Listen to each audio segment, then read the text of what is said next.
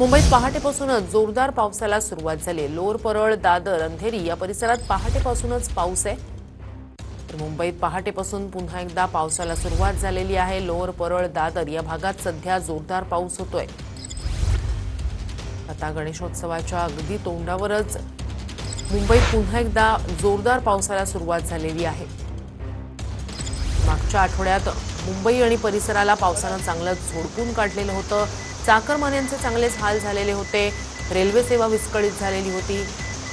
आज पहाटेपासून मुंबईत पुन्हा एकदा जोरदार पाऊस होतोय। लोअर परळ, दादर या भागात पावसाच्या जोरदार सरी बरसत आहेत।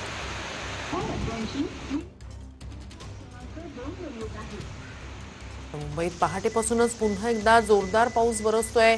लोअर परळ, दादरसह अनेक भागांमध्ये सध्या पावसाच्या जोरदार सरी बरसत आहेत। मुंबई आणि उपनगरात पहाटेपासूनच जोरदार पावसाला सुरुवात झाली। तर अंधेरीत सुद्धा चांगला दमदार पाऊस आहे। मुंबईत पुन्हा एकदा पावसाला सुरुवात झाली।